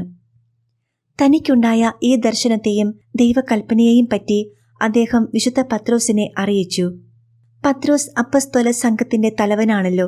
അവർ പൗലോസിന്റെ ശാരീരിക രക്ഷയെ സംബന്ധിച്ച ചർച്ചകൾ നടത്തി. അവരുടെ തീരുമാനപ്രകാരം അദ്ദേഹത്തെ രഹസ്യമായി കേസറിയായിലേക്കും താർസൂസിലേക്കും പറഞ്ഞയച്ചു. ആ ദേശങ്ങളിൽ വിവേചനം കൂടാതെ യഹൂദരോടും പുറം ജാതികളോടും ഒരുപോലെ വചനപ്രഘോഷണം നടത്താനായിരുന്നു നിയോഗം. അത് അദ്ദേഹം ശിരസാ വഹിക്കുകയും ചെയ്തു. പരിശുദ്ധ അമ്മയായിരുന്നു ഇതിന്റെ പിന്നിൽ ഉപകരണമായി വർത്തിച്ചത്. അവളുടെ ദിവ്യപുത്രൻ അവളിലൂടെയാണ് പ്രവർത്തിച്ചത്. സഭയിൽ അവിടുന്ന് വർഷിച്ച അനുഗ്രഹങ്ങൾക്കുള്ള കൃതജ്ഞതയും അവളിലൂടെ സ്വീകരിക്കപ്പെട്ടു. പൗലോസിന്റെ രക്ഷ ഉറപ്പാക്കിയ പരിശുദ്ധ അമ്മ വിശുദ്ധ യാക്കോബിനെയും അപ്രകാരം സംരക്ഷിക്കാനായി ദൈവത്തോട് പ്രാർത്ഥിച്ചു. യാക്കോബ് ആ സമയം സരഗോസയിലായിരുന്നു. അദ്ദേഹത്തിന് സംരക്ഷകരായി പരിശുദ്ധ അമ്മ നിയോഗിച്ച 100 മാലാഖമാർ കാവൽക്കാരും രക്ഷകരുമായി ഗ്രനേഡ ദേശത്ത് കഴിഞ്ഞു. ഈ മാലാഖമാരാകട്ടെ നിരന്തരം അപ്പസ്തോലന്മാരുടെ അപ്പപ്പോഴുള്ള ആവശ്യങ്ങൾ അറിയിക്കാനായി പരിശുദ്ധ മറിയത്തെ സമീപിക്കുകയും അവളുടെ ഉപദേശങ്ങൾ അപ്പസ്തോലർക്ക് കൈമാറുകയും ചെയ്തുകൊണ്ടിരുന്നു. ഇപ്രകാരം വിശുദ്ധ യാക്കോബ് പരിശുദ്ധ രാജ്ഞിയോടെ എഫേസോസിലെ വാസത്തെപ്പറ്റിയുള്ള വൃത്താന്തമെല്ലാം ക്രമമായി അറിഞ്ഞുകൊണ്ടിരുന്നു. അപ്പോൾ വിശുദ്ധ യാക്കോബ് സാരഗോസയിലെ പിലാറിലുള്ള കപ്പേള പൂർത്തിയാക്കാനുള്ള ശ്രമത്തിലായിരുന്നു. ആ യത്നം ഏറെക്കുറെ പൂർത്തീകരിച്ചു കഴിഞ്ഞപ്പോൾ അതിന്റെ ഉത്തരവാദിത്വം അവിടുത്തെ മെത്രാനും താൻ നിയോഗിച്ച ശിഷ്യന്മാർക്കും ഏൽപ്പിച്ചു കൊടുത്തു. സ്പെയിനിലെ മറ്റു നഗരങ്ങളിലും അദ്ദേഹം ഇപ്രകാരമാണ് ചെയ്തത്. പരിശുദ്ധ കന്യകയുടെ പ്രത്യക്ഷം അദ്ദേഹത്തിന് ലഭിച്ച് ഏതാനും മാസങ്ങൾ കഴിഞ്ഞ് വിശുദ്ധ യാക്കോബ് സാരഗോസയോട് വിട പറഞ്ഞ് സ്പെയിനിലെ മറ്റു പ്രവേശികളിൽ ചുറ്റി സഞ്ചരിച്ച് പ്രസംഗിച്ചു. അങ്ങനെ കാറ്റലോണിയയിൽ എത്തുകയും തുടർന്ന് അവിടം വിട്ട് ഇറ്റലിയിലേക്ക് കപ്പൽ കയറുകയും ചെയ്തു. അവിടെ എത്തിയ ഉടൻ കരമാർഗം സുവിശേഷം പ്രസംഗിച്ച് യാത്ര തുടർന്നു. പിന്നീട് ഏഷ്യയിലേക്ക് കപ്പൽ കയറി. തന്റെ പ്രിയപ്പെട്ട പരിശുദ്ധ അമ്മയെ സന്ദർശിക്കാനായിരുന്നു ഈ യാത്ര. വിശുദ്ധ യാക്കോബ് താൻ ആഗ്രഹിച്ച ലക്ഷ്യത്തിലെത്തിച്ചേർന്നു. അതീവ സന്തോഷത്തോടെ അദ്ദേഹം എഫേസോസിൽ യാത്ര അവസാനിപ്പിച്ചു. അവിടെ തന്റെ സൃഷ്ടാവിന്റെ അമ്മയുടെ പാദങ്ങളിൽ യാക്കോബ് പ്രണമിച്ച് സന്തോഷാശ്രുക്കൾ പൊഴിച്ചു. നിറഞ്ഞ ഹൃദയത്തോടെ അത്യുന്നതനായ ദൈവത്തിൽ നിന്നും അവൾ തനിക്കായി നേടിത്തന്ന വരദാനങ്ങൾക്കും പ്രവാസവേളയിലും സ്പെയിനിലെ സുവിശേഷ പ്രഘോഷണത്തിലും തന്നെ സന്ദർശിക്കുകയും പ്രത്യേക അനുഗ്രഹങ്ങൾ നൽകുകയും ചെയ്തതിന് നന്ദി അർപ്പിച്ചു. ഉടൻ തന്നെ പരിശുദ്ധ രാജ്ഞി യാക്കോബിന്റെ കരം പിടിച്ച് എഴുന്നേൽപ്പിച്ച് ഇപ്രകാരം പറഞ്ഞു: "എന്റെ യജമാനനെ നീ ഓർക്കുക. നീ കർത്താവിന്റെ ശുശ്രൂഷകനാണ്, ഞാനോ കേവലം ഒരു പുഴു മാത്രവും." ഈ വാക്കുകൾ പറഞ്ഞ ശേഷം അവൾ യാക്കോബിന്റെ മുൻപിൽ മുട്ടുകുത്തി അത്യുന്നത ദൈവത്തിന്റെ പുരോഹിതനെന്ന നിലയിൽ അദ്ദേഹത്തിന്റെ ആശീർവാദം അഭ്യർത്ഥിച്ചു. യാക്കോബ് ആ വീട്ടിൽ പരിശുദ്ധ അമ്മയ്ക്കും സ്വസഹോദരനായ യോഹന്നാനുമൊപ്പം കുറെ ദിവസം ചിലവഴിച്ചു. അവരോട് തന്റെ സ്പെയിനിലെ പ്രവാസകാലത്തുണ്ടായ അനുഭവങ്ങൾ വിവരിച്ചു. അമ്മയുമായി യാക്കോബ് പല പ്രാവശ്യം ചർച്ചകളും സ്നേഹ സംഭാഷണങ്ങളും നടത്തി. അവയിൽ ചില സംഭവങ്ങൾ ഇവിടെ കുറിക്കുന്നു. ഫിലേറ്റസ്, ഹെർമോജിനസ് എന്നീ 2 പേർ വിശ്വാസത്തിൽ ആഴപ്പെട്ട് മാനസാന്തരം പ്രാപിച്ചതോടെ യഹൂദർക്ക് കടുത്ത നിരാശയുണ്ടായി. കുപിതരായ അവർ അതിനു കാരണക്കാരനായ യാക്കോബിനെ വധിച്ചു കളയാൻ തീരുമാനിച്ചു. ഈ ഉദ്ദേശ്യ സാധ്യത്തിനായി അവർ റോമൻ പട്ടാളത്തിലെ ശതാധിപന്മാരായ ഡെമോക്രൈറ്റിസ്, ലെസിയാസ് എന്നിവർക്ക് കൈക്കൂലി കൊടുത്ത് ഈ അപ്പസ്തോലനെ ബന്ധിക്കാൻ വേണ്ട സൈനികരെ വിട്ടുതരണമെന്ന് ആവശ്യപ്പെട്ടു. അവരുടെ കുടിലതയെ മറച്ചുവെക്കാൻ അവർ തന്ത്രം മെനഞ്ഞു. അതിൻ പ്രകാരം യാക്കോബ് പ്രസംഗിച്ചുകൊണ്ട് നിൽക്കുന്ന ഒരവസരത്തിൽ കലാപമുണ്ടാക്കുന്നതിനായി അഭിനയിക്കുക, അല്ലെങ്കിൽ എന്തെങ്കിലും ബഹളം വയ്ക്കുക. അങ്ങനെ അദ്ദേഹത്തെ തങ്ങളുടെ പിടിയിലാക്കാൻ അവസരം ഒരുക്കുക. ഈ ഗൂഢാലോചന നടപ്പിലാക്കാൻ 2 പേരെയാണ് ഏൽപ്പിച്ചിരുന്നത്. ആ വർഷത്തെ ഉന്നത പുരോഹിതനായി നിയമിക്കപ്പെട്ടിരുന്ന അബിയാഥർ എന്നയാളും അയാൾക്കൊപ്പം സമാന ചിന്താഗതിക്കാരനായ യോസിയാസ് എന്നു പേരായ നിയമജ്ഞനുമായിരുന്നു അവർ. അവരുദ്ദേശിച്ച പ്രകാരം തന്നെ കാര്യം നടപ്പിൽ വരുത്തി. വിശുദ്ധൻ നിത്യരക്ഷയുടെ മാനസാന്തരത്തെപ്പറ്റി പ്രസംഗിച്ചുകൊണ്ട് ജനങ്ങളുടെ മുന്നിൽ നിൽക്കുകയായിരുന്നു. ആരാധ്യമായ ജ്ഞാനത്താൽ നിറഞ്ഞ് പുരാതന തിരുലിഖിതങ്ങൾ ഉദ്ധരിച്ചും തന്റെ ശ്രോതാക്കളെ അനുതാപത്തിന്റെ കണ്ണീരണിയിച്ചും കൊണ്ട് യാക്കോബ് പ്രസംഗം തുടർന്നു. ഉന്നത പുരോഹിതനും നിയമജ്ഞനും ആ സമയം പൈശാചികമായ ക്രോധത്താൽ ജ്വലിച്ചു. റോമാ പട്ടാളക്കാർക്ക് അവർ അടയാളം കൊടുത്തു. പുരോഹിതൻ യോസിയാസിന്റെ കൈവശം ഒരു കയർ കുരുക്ക് കൊടുത്തുവിട്ടു. അത് വിശുദ്ധ യാക്കോബിന്റെ കഴുത്തിൽ കുരുക്കാനായി എറിയിച്ചു. ഒപ്പം തന്നെ അദ്ദേഹത്തെ ഒരു കലാപകാരിയും റോമാ സാമ്രാജ്യത്തിനെതിരെ ഒരു പുതിയ മതസമൂഹത്തെ ഉയർത്തിക്കൊണ്ടുവരുന്നവനെന്നും മുദ്രകുത്തി. ഉടൻ തന്നെ ഡെമോക്രാറ്റിസും ലിസിയാസും ചേർന്ന് തങ്ങളുടെ പട്ടാളക്കാരുടെ സഹായത്തോടെ അപ്പസ്തോലനെ ബന്ധനത്തിലാക്കി. അദ്ദേഹം അർക്കലാവോസിന്റെ മകനായ ഹെറോദേസിന്റെ മുൻപാകെ ഹാജരാക്കി. ലൂസിഫറിന്റെ കുതന്ത്ര വൈദഗ്ധ്യത്താൽ ഹെറോദേസ് പ്രകോപിതനായിരിക്കുകയായിരുന്നു. നീചമാനസരും വിദ്വേഷികളുമായ യഹൂദരും ഹെറോദേസിനെ ബാഹ്യമായി സ്വാധീനിച്ചിരുന്നു. ഇപ്രകാരം 2 തരത്തിൽ നീചസ്വാധീനത്തിലായിരുന്ന ഹെറോദേസ് ക്രിസ്തു ശിഷ്യന്മാർക്കെതിരെ മർദ്ദനം അഴിച്ചുവിട്ടു. അയാൾ അവരെ കഠിനമായി ദ്വേഷിച്ചു. നടപടി പുസ്തകത്തിന്റെ 12-ാം അധ്യായത്തിൽ പറയുന്നത് പോലെ അയാൾ തന്റെ പടയാളികളെ അയച്ച് ക്രിസ്തു ശിഷ്യരെ ഉപദ്രവിക്കാനും അവരെ തടവിലാക്കാനും പരിശ്രമിച്ചു. യഹൂദർ ആവശ്യപ്പെട്ട പ്രകാരം തന്റെ മുൻപിൽ യാക്കോബിനെ ഹാജരാക്കിയപ്പോൾ തന്നെ അദ്ദേഹത്തിന് തലവെട്ടാൻ ഹെറോദേസ് ഉത്തരവിട്ടു. ഇതു കേട്ട അപ്പസ്തോലന്റെ സന്തോഷം അവിശ്വസനീയമായിരുന്നു. തന്റെ ഗുരുവിനെ പോലെ തന്നെ പിടിക്കപ്പെടും, ബന്ധിതനായി ഹെറോദേസിന്റെ കൊട്ടാരത്തിൽ ഹാജരാക്കപ്പെടും, അവിടെ വെച്ച് തന്നെ നശ്വര ജീവിതത്തിൽ നിന്നും രക്തസാക്ഷിത്വത്തിലൂടെ അനശ്വര ജീവനിലേക്ക് എടുക്കപ്പെടുകയും ചെയ്യും. ഈ യാഥാർത്ഥ്യങ്ങൾ പരിശുദ്ധ അമ്മ മുൻകൂട്ടി യാക്കോബിനെ അറിയിച്ചിരുന്നു. ഈ അനുഗ്രഹത്തിന് അദ്ദേഹം അകമഴിഞ്ഞ് നന്ദി പറഞ്ഞു. ഒപ്പം ഉച്ചത്തിൽ ക്രിസ്തുവിലുള്ള വിശ്വാസം പരസ്യമായി വിളംബരം ചെയ്യുകയും ചെയ്തു. തന്റെ മരണസമയത്ത് തന്നോടൊപ്പം ഉണ്ടായിരിക്കണമേ എന്ന് എഫെസോസിൽ വെച്ച് താൻ പരിശുദ്ധ അമ്മയോട് നടത്തിയ അഭ്യർത്ഥന അദ്ദേഹം ഓർത്തു. തന്റെ അന്തരാത്മാവിൽ നിന്നും അമ്മയെ അദ്ദേഹം വിളിച്ചു. പരിശുദ്ധ അമ്മ തന്റെ പ്രാർത്ഥനാലയത്തിൽ ഇരുന്നു കൊണ്ട് തന്റെ പ്രിയപ്പെട്ട മച്ചുനനും ധീര അപ്പസ്തോലനുമായ യാക്കോബിന്റെ പ്രാർത്ഥന കേട്ടു. അയാൾക്ക് സംഭവിച്ചുകൊണ്ടിരുന്ന എല്ലാ കാര്യങ്ങളും പരിശുദ്ധ അമ്മ വീക്ഷിച്ചുകൊണ്ടാണിരുന്നത്. ഒപ്പം തന്നെ അത്യധികം തീഷ്ണതയോടെ അവൾ അപ്പസ്തോലനു വേണ്ടി പ്രാർത്ഥിച്ചുകൊണ്ടുമിരുന്നു.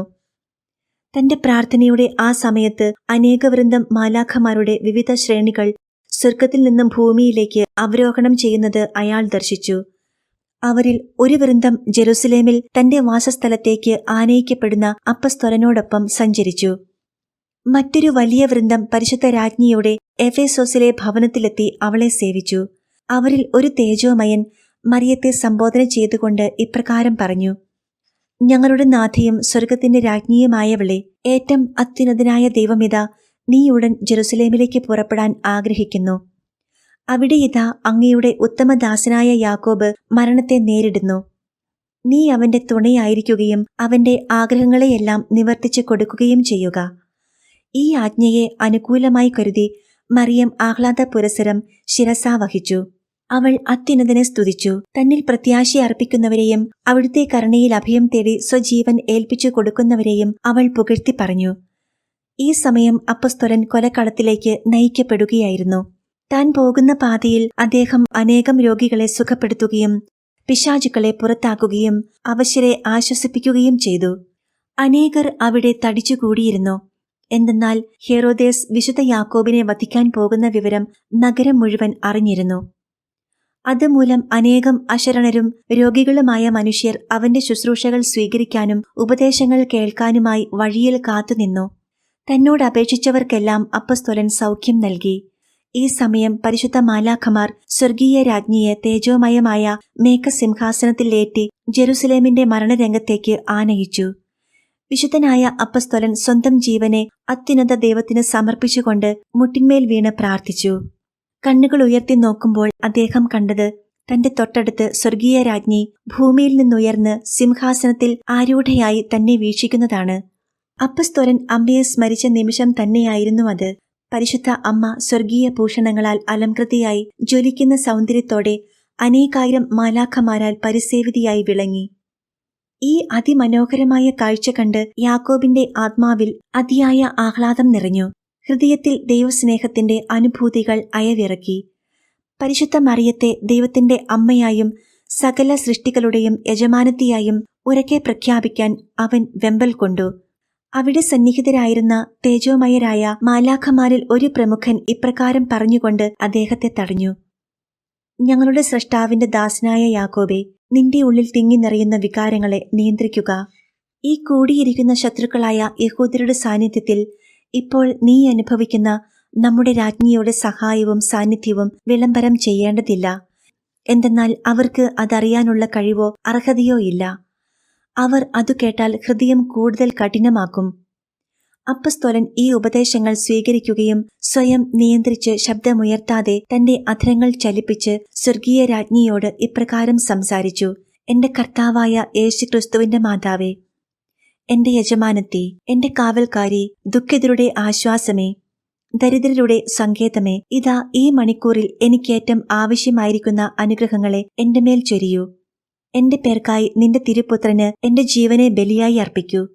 ഞാനിതാ അവനു വേണ്ടി ഒരു ദഹന ബലിയായി തീരാൻ ദാഹിക്കുന്നു. അവന്റെ നാമം മഹത്വപ്പെടട്ടെ. നിന്റെ കന്മഷ ലേശമില്ലാത്ത ആ കൈകൾ എന്റെ ബലിപീഠമായി തീരട്ടെ. അതുവഴി എന്റെ സമർപ്പണം എനിക്കായി കുരിശിലേറിയവന്റെ ദൃഷ്ടിയിൽ സ്വീകാര്യമാകട്ടെ. ഇതാ നിന്റെ കരങ്ങളിലേക്ക് ഞാൻ വരുന്നു. ആ പരിശുദ്ധ കരങ്ങളിൽ കൂടി എന്റെ സ്രഷ്ടാവിന്റെ കൈകളിലേക്ക് ഞാൻ എന്റെ ആത്മാവിനെ സമർപ്പിക്കുന്നു. ഈ മൊഴികൾ ഉരുവിട്ടുകൊണ്ടും തന്റെ നേത്രങ്ങൾ പരിശുദ്ധ അമ്മയിൽ ഉറപ്പിച്ചുകൊണ്ടും അവന്റെ ഹൃദയത്തിലേക്ക് അമ്മ ചൊരിഞ്ഞ സാന്ത്വനം ഏറ്റുവാങ്ങിക്കൊണ്ടും നിന്ന അപ്പസ്തോലനെ ആരാച്ചാർ വാൾ വീശി ശിരച്ഛേദം ചെയ്തു. സ്വർഗീയ രാജ്ഞി ദയാവായ്പോടെ തന്റെ അരിമ ശിഷ്യന്റെ ആത്മാവിനെ കൈകൾ നീട്ടി സ്വീകരിച്ച് തന്റെ സിംഹാസനത്തിനരികെ ചേർത്ത് വെച്ച് സ്വർഗത്തിലേക്കുയർന്ന് തന്റെ ദിവ്യപുത്രനെ സമർപ്പിച്ചു. തന്റെ ഈ ഉപഹാരവുമായി അമ്മ സ്വർഗസദസ്സിൽ പ്രവേശിച്ചപ്പോൾ സ്വർഗവാസികൾക്ക് അത്യധികമായ ആഹ്ലാദം ഉണ്ടായി. അവർ സ്തോത്രഗീതങ്ങൾ ആലപിച്ച് അമ്മയെ വരവേറ്റു. അത്യുന്നത ദൈവം യാക്കോബിന്റെ ആത്മാവിനെ സ്വീകരിച്ച് സ്വർഗത്തിൽ ഏറ്റവും ഉന്നതമായ സ്ഥാനത്ത് തന്റെ രാജകുമാരന്മാർക്കൊപ്പം പ്രതിഷ്ഠിച്ചു. പരിശുദ്ധ അമ്മ അപ്പോൾ ഒരു നവ്യഗീതം ആലപിച്ചു. അവൾ സ്തുതിയും പുകഴ്ചയും അർപ്പിച്ചുകൊണ്ട് ആദ്യ രക്തസാക്ഷിയായ വിശുദ്ധ യാക്കോബിന്റെ സ്വർഗപ്രവേശനം കൊണ്ടാടി. മാതാവ് ഇപ്രകാരം ദൈവത്തെ ദർശിച്ചത് നൈസർഗികമായ ഉൾക്കാഴ്ചയുടെ പശ്ചാത്തലത്തിലല്ല. ആ ദർശനം അമൂർത്തമായിരുന്നു. പരിശുദ്ധ ത്രിത്വം മാതാവിന് പുതിയ അനുഗ്രഹങ്ങളും വരദാനങ്ങളും നൽകി. അപ്രകാരം സഭയെ നിറവുള്ളതാക്കി. ഈയൊരു അനുഭവത്തിനായി അവൾ വലിയ തയ്യാറെടുപ്പുകൾ ചെയ്തിരുന്നു. പരിശുദ്ധ മാലാഖമാർ വീണ്ടും അവളെ എഫേസോസിലെ തന്റെ പ്രാർത്ഥനാലയത്തിലേക്ക് കൊണ്ടുവന്നു. അവളുടെ അസാന്നിധ്യത്തിൽ ആ സ്ഥാനത്ത് മറ്റൊരു മാലാഖ മറിയത്തിന്റെ രൂപത്തിൽ ആ സ്ഥലത്ത് നിലയുറപ്പിച്ചിരുന്നു. തിരികെ തന്റെ പ്രാർത്ഥനാമുറിയിൽ എത്തിയ ഉടൻ തന്നെ പുണ്യങ്ങളുടെ വിളനിലമായ പരിശുദ്ധ രാജ്ഞി സാഷ്ടാംഗ പ്രണാമം ചെയ്യുകയും അതുവരെ സംഭവിച്ച എല്ലാ കാര്യങ്ങളും ഓർത്ത് ദൈവത്തിന് സ്തുതി അർപ്പിക്കുകയും ചെയ്തു. ഈ സമയത്ത് വിശുദ്ധ യാക്കോബിന്റെ ശിഷ്യന്മാർ അദ്ദേഹത്തിന്റെ പാവന ശരീരം രഹസ്യമായി എടുത്ത് ജാഫ എന്ന തുറമുഖത്ത് എത്തിച്ചു. ദൈവനിശ്ചയപ്രകാരം അത് അവിടെ നിന്നും കയറ്റി സ്പെയിൻ രാജ്യത്തെ ഗാലിഷ്യ എന്ന പ്രദേശത്തേക്ക് കൊണ്ടുവന്നു. മാതാവ് അവർക്ക് വഴികാട്ടിയായി ഒരു മാലാഖയെ അയച്ചു. അവരെ തുറമുഖത്ത് എത്തിക്കുകയും അവിടെ നിന്ന് കടൽ യാത്ര ചെയ്യാൻ വേണ്ടതെല്ലാം സജ്ജീകരിക്കുകയും ചെയ്തു. ജാഫയിൽ നിന്ന് പുറപ്പെടുമ്പോൾ അവർ നേരിട്ട് മാലാഖയെ കണ്ടിരുന്നില്ല. എങ്കിലും യാത്രാവേളയിലുടനീളം മാലാഖയുടെ സംരക്ഷണം അതിശയകരമായ രീതിയിൽ അവർക്ക് അനുഭവവേദ്യമായി. പരിശുദ്ധ അമ്മയ്ക്ക് തന്റെ അപ്പസ്തോലനായ വിശുദ്ധ യാക്കോബിനോടുള്ള സ്നേഹം ഗാഢമായിരുന്നു. അവൾ അദ്ദേഹത്തിന് നൽകിയ കരുതലും കാവലും സംരക്ഷണവും അപാരം തന്നെ. അപ്പസ്തോലന്റെ വിശുദ്ധ ശരീരം സ്വന്തമാക്കാൻ സാധിച്ചതിലും നാം പരിശുദ്ധ അമ്മയോട് കടപ്പെട്ടിരിക്കുന്നു. ആ വിശുദ്ധ ശരീരം നമുക്ക് സാന്ത്വനവും സംരക്ഷണവുമാണ്. കർത്താവിന്റെ വത്സരം 41 മാർച്ച് മാസം 25 വിശുദ്ധ യാക്കോബിന്റെ രക്തസാക്ഷിത്വം. സ്പെയിനിൽ സുവിശേഷ പ്രഘോഷണത്തിനായി പുറപ്പെട്ടതിന്റെ 5 വർഷവും 7 മാസവും അപ്പോഴേക്കും പിന്നിട്ടിരുന്നു. ഈ കണക്കിൻ പ്രകാരം വിശുദ്ധ യാക്കോബിന്റെ രക്തസാക്ഷിത്വം സംഭവിച്ചത് കർത്താവിന്റെ കുരിശുമരണത്തിന്റെ 7ാം വർഷമായിരുന്നുവെന്ന് കണക്കാക്കാം. യാക്കോബിന്റെ മരണവും അത് നടപ്പാക്കാൻ ഹെറോദേസ് കാണിച്ച തിടുക്കവും യഹൂദ സമൂഹത്തിൽ കൂടുതലായി ദൈവവിദ്വേഷവും ക്രൗര്യവും ഉളവാക്കുകയാണുണ്ടായത്. ദുഷ്ടനായ രാജാവിന്റെ കിരാതമായ ഈ മൃഗീയത കണ്ട അവർക്ക് അതൊരു മാതൃകയാകുകയും അതിനെ അനുകരിച്ച് ക്രിസ്തുവിന്റെ അനുയായികളോട് കൂടുതൽ ആവേശത്തിൽ പ്രതികാരം ചെയ്യുന്നതിന് അവർ ശ്രമിക്കുകയും ചെയ്തു. ലൂസിഫറും അനുചരന്മാരും ഇതേ നിലപാടുള്ളവർ ആയിരുന്നു. അവർ മനസ്സിൽ നിക്ഷേപിച്ച സൂചനകൾ സ്വീകരിച്ചും യഹൂദർ നിരന്തരമായി നടത്തിക്കൊണ്ടിരുന്ന മുഖസ്തുതികളിൽ ആകൃഷ്ടനായും ഹെറോദേസിന് വിശുദ്ധ പത്രോസിനെ ബന്ധിക്കാൻ താൽപ്പര്യമുണ്ടായി. യഹൂദരുടെ പ്രീതി നേടാനും തന്റെ സ്വാർത്ഥ താൽപ്പര്യങ്ങളെ തൃപ്തിപ്പെടുത്താനുമായി രാജാവ് ഇപ്രകാരം തീരുമാനമെടുത്തു. എന്നാൽ പിശാചുക്കളാകട്ടെ കർത്താവായ യേശുവിന്റെ വികാരിയെ അവനിൽ നിന്നും പ്രസരിച്ച ദിവ്യശക്തിയുടെ ചൈതന്യം കണ്ടിട്ട് ഭയന്ന് മാറി നിന്നു. ഭീരുക്കളായ ഇവർ അതുകൊണ്ട് രഹസ്യമായി പത്രോസിനെ തടവുകാരനാക്കാനുള്ള നീക്കങ്ങൾ നടത്താൻ തുടങ്ങി. അപ്രകാരം വിശുദ്ധ പത്രോസ് ചങ്ങലകളിൽ ബന്ധിതനായി കാരാഗൃഹത്തിന്റെ ഇരുട്ടിൽ തന്റെ മരണം മുന്നിൽ കണ്ടു കിടന്നു. പെസഹായുടെ അവധി ദിനങ്ങൾ കഴിഞ്ഞാലുടനെ വധശിക്ഷ നടപ്പാക്കാനായിരുന്നു തീരുമാനം. അപ്പസ്തോല പ്രവർത്തനങ്ങൾ 12:4. വിശുദ്ധ സഭയുടെ മേൽ നിഴൽ വീഴ്ത്തിയ അപകടകരമായ ഈ അവസ്ഥയെപ്പറ്റി പരിശുദ്ധ അമ്മയ്ക്ക് നന്നായി അറിയാമായിരുന്നു. എഫേസോസിലെ തന്റെ സങ്കേതത്തിലിരുന്ന് ഉൾക്കാഴ്ചയിൽ അവൾ എല്ലാ സംഭവങ്ങളും സമയാസമയത്ത് മനസ്സിലാക്കിക്കൊണ്ടിരുന്നു. ജെറുസലേമിൽ അരങ്ങേറുന്ന മേൽപ്പറഞ്ഞ എല്ലാ സംഭവങ്ങളെയും മനസ്സിൽ ധ്യാനിച്ച് അവൾ തന്റെ പ്രാർത്ഥന തീക്ഷ്ണമാക്കി. താഴ്മയോടെ യാചിച്ചും ദീർഘനിശ്വാസങ്ങൾ ഉതിർത്തും സാഷ്ടാംഗ പ്രണാമം അർപ്പിച്ചും രക്തക്കണ്ണീർ പൊഴിച്ചും അവൾ കർത്താവിന്റെ മുൻപിൽ കഴിഞ്ഞു. വിശുദ്ധ പത്രോസിനെ രക്ഷിക്കാനും പരിശുദ്ധ സഭയെ സംരക്ഷിക്കാനും അവൾ അഭ്യർത്ഥിച്ചു. അവളുടെ മൂർച്ചയേറിയ ഈ പ്രാർത്ഥനകൾ സ്വർഗവാതിലുകൾ ഭേദിച്ച് നമ്മുടെ രക്ഷകനും അവളുടെ തിരുസുതനുമായ ഈശോയുടെ ഹൃദയത്തിൽ തന്നെ പതിച്ചു. കർത്താവ് തന്നെ നേരിട്ട് അമ്മയുടെ പ്രാർത്ഥനാമുറിയിൽ പ്രത്യക്ഷനായി. അവളുടെ കന്യാവദനം പൊടിയിൽ അമർന്ന് സാഷ്ടാംഗ പ്രണാമ അവസ്ഥയിൽ നിലകൊള്ളുന്നതാണ് കർത്താവ് അവിടെ കണ്ടത്. അവിടുന്ന് സ്നേഹത്തോടെ തന്റെ അമ്മയെ മണ്ണിൽ നിന്ന് എഴുന്നേൽപ്പിച്ചു. അവൻ ഇപ്രകാരം അരുളി ചെയ്തു: എന്റെ പ്രിയ മാതാവേ, നിന്റെ ദുഃഖത്തെ നിയന്ത്രിക്കുക. ഇപ്പോൾ നീ എന്താഗ്രഹിക്കുന്നുവോ അതെന്നോട് ചോദിക്കുക. എന്തെന്നാൽ അതെല്ലാം സാധിക്കാൻ ഞാനിതാ തയ്യാറായിരിക്കുന്നു. നീ എന്റെ വരപ്രസാദത്തെ പ്രാപിക്കുകയും ആശിക്കുന്നതിനെ നേടുകയും ചെയ്യും. നിന്റെ ആഗ്രഹപ്രകാരം പ്രവർത്തിക്കണമെന്ന് ഞാൻ ആഗ്രഹിക്കുന്നു. അതിനുള്ള കഴിവ് ഞാൻ നിന്നിൽ നിക്ഷേപിച്ചിരിക്കുന്നല്ലോ. എന്റെ തിരുസഭയുടെ ശ്രേയസ്സിനായി കെട്ടേണ്ടതിനെ കെട്ടുന്നതിനും അഴിക്കേണ്ടതിനെ അഴിക്കുന്നതിനും ഞാൻ നിന്നെ ശക്തിപ്പെടുത്തിയിരിക്കുന്നു. എന്നാൽ ഒരു കാര്യം നീ അറിയുക: പിശാചുക്കൾ തങ്ങളുടെ ക്രോധത്തെ മുഴുവൻ നിനക്കു നേരെ തിരിച്ചുവിടും. അവൾ തനിക്കു നൽകപ്പെട്ട ഈ വരത്തെ പ്രതി കർത്താവിന് നന്ദി അർപ്പിച്ചു.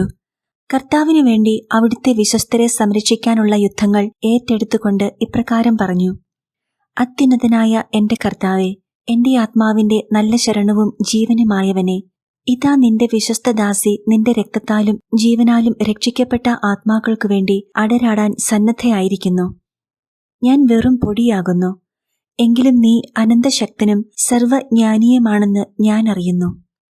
നിന്റെ സഹായം എനിക്കുള്ളതിനാൽ നീച പിശാചിനെ ഞാൻ അശേഷം ഭയപ്പെടുന്നില്ല. നിന്റെ സഭയുടെ ശ്രേയസ്സിനായി എന്നെ തന്നെ വിട്ടുതരാനും നിന്റെ നാമത്തിൽ കർമ്മനിരതിയാകാനുമാണല്ലോ നീ ആഗ്രഹിക്കുന്നത്. അതിനാൽ ഞാനിതാ കൽപ്പിക്കുന്നു: സഭയെ കഷ്ടപ്പെടുത്തിക്കൊണ്ടിരിക്കുന്ന ലൂസിഫറും അവന്റെ ദുഷ്ടസൈന്യവും ഒന്നാകെ നരകാന്ധകാരത്തിന്റെ അഗാധങ്ങളിലേക്ക് നിപതിക്കട്ടെ. അവിടെ നീ അനുവദിക്കും വരെ ബന്ധിതരായി നിശബ്ദതയിൽ കിടക്കട്ടെ. എഫേസോസിലായിരുന്ന കൊണ്ട് സ്വർഗീയ രാജ്ഞി പുറപ്പെടുവിച്ച ഈ ആജ്ഞ നിശിത ശക്തിയുള്ളതായിരുന്നു. അത് പുറപ്പെട്ട നിമിഷം തന്നെ ജെറുസലേമിൽ സ്വൈരവിഹാരം നടത്തിയിരുന്ന സകല പിശാചുക്കളും ഒന്നാകെ അന്ധകാരം നിറഞ്ഞ ഗഹ്വരങ്ങളിലേക്ക് വലിച്ചെറിയപ്പെട്ടു.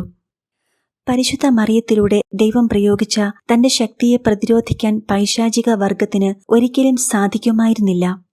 തങ്ങൾക്ക് ലഭിച്ച ഈ തിരിച്ചടി പരിശുദ്ധ മറിയത്തിൽ നിന്നാണ് പുറപ്പെട്ടതെന്ന് ലൂസിഫറും കൂട്ടരും തിരിച്ചറിഞ്ഞിരുന്നു. മറിയത്തെ അവർ ശത്രു എന്ന് മാത്രമേ സംബോധന ചെയ്യുമായിരുന്നുള്ളൂ. എന്തെന്നാൽ അവളുടെ നാമത്തെ അവർ അത്യധികം ഭയപ്പെട്ടു. അവർ ഭയചകിതരായി നരകത്തിൽ തന്നെ കഴിഞ്ഞു. ഇനി അവർ ദൈവത്തിന്റെ അനുവാദം ലഭിക്കുമ്പോൾ മാത്രമേ വീണ്ടും പരിശുദ്ധ മറിയത്തോട് പോരടിക്കാനായി പുറത്തു വരികയുള്ളൂ. അപ്രകാരം മന്ദതയിൽ കഴിയുന്ന അവസ്ഥയിൽ അവർ ഇനി തങ്ങളുടെ ലക്ഷ്യം നേടാൻ എന്തു ചെയ്യണമെന്ന് ആലോചനകളിൽ മുഴുകി. പിശാചിന്റെ മേൽ നിർണായക വിജയം നേടിയ പരിശുദ്ധ മറിയം അപ്രകാരം തന്നെ ഹെറോദേസിന്റെയും യഹൂദരുടെയും എതിർപ്പിനെ അതിജീവിക്കുന്നതിനും ആഗ്രഹിച്ചു. അതിൻ പ്രകാരം അവൾ തന്റെ ദിവ്യപുത്രനോട് ഇപ്രകാരം പറഞ്ഞു: എന്റെ പ്രിയപുത്രനായ കർത്താവേ, ഇതു നിന്റെ തിരുവിഷ്ടമെങ്കിൽ കാരാഗ്രഹവാസിയായി കഴിയുന്ന നിന്റെ ദാസനായ പത്രോസിനെ മോചിപ്പിക്കാനായി നിന്റെ വിശുദ്ധ മാലാഖമാരെ അയക്കണമേ. നമ്മുടെ കർത്താവായ ക്രിസ്തു അപ്രകാരം അനുവദിച്ചു. അവരുടെ രണ്ടുപേരുടെയും ഉത്തരവനുസരിച്ച് അവിടെ സന്നിഹിതരായിരുന്ന സ്വർഗീയ ആരൂപികളിൽ ഒരാൾ ജെറുസലേമിലെ കാരാഗൃഹത്തിലേക്ക് ബന്ധിതനായി കഴിയുന്ന വിശുദ്ധ പത്രോസിനെ മോചിപ്പിക്കാനായി പുറപ്പെടുകയും ചെയ്തു. മാലാഖ അതിവേഗത്തിൽ തന്റെ ദൗത്യം നിർവഹിച്ചു. കാരാഗൃഹത്തിനുള്ളിൽ 2 ചങ്ങലകളാൽ ബന്ധിക്കപ്പെട്ടു കിടക്കുന്ന പത്രോസിനെ കണ്ടു. അവന്റെ ഇരുവശത്തും 2 പടയാളികൾ പാറാവ് നിന്നിരുന്നു. കൂടാതെ മറ്റനേകം പടയാളികൾ ജയിലിറക്കി വെളിയിലും. പെസഹ ആഘോഷം നേരത്തെ കഴിഞ്ഞിരുന്നു. വിധിപ്രകാരം പത്രോസിന്റെ വധശിക്ഷ നടപ്പിലാക്കേണ്ടതിന്റെ തലേ രാത്രിയായിരുന്നു അത്. എന്നാൽ അപ്പസ്തോലനാകട്ടെ ഒട്ടും അസ്വസ്ഥനാകാതെ തന്റെ കാവൽക്കാരായ പടയാളികളെ ഗൗനിക്കുക പോലും ചെയ്യാതെ നല്ല ഉറക്കത്തിലായിരുന്നു. അപ്പസ്തോല പ്രവർത്തനങ്ങൾ 12:6. അവിടെ എത്തിയ മാലാഖയ്ക്ക് ഗാഠനിദ്രയിലായിരുന്ന പത്രോസിനെ ബലം പ്രയോഗിച്ച് ഉണർത്തേണ്ടി വന്നു. മാലാഖ ഉറക്കച്ചടവിലായിരുന്ന തടവുകാരനോട് ഇപ്രകാരം പറഞ്ഞു: വേഗം എഴുന്നേൽക്കുക, നീ നിന്റെ അരക്കച്ച മുറുക്കി പാദുകങ്ങൾ അണിയുക, നിന്റെ മേലങ്കിയുമെടുത്തുകൊണ്ട് എന്റെ പിന്നാലെ പോരുക. തന്റെ ചങ്ങലകൾ അഴിഞ്ഞു പോയതായി പത്രോസ് കണ്ടു.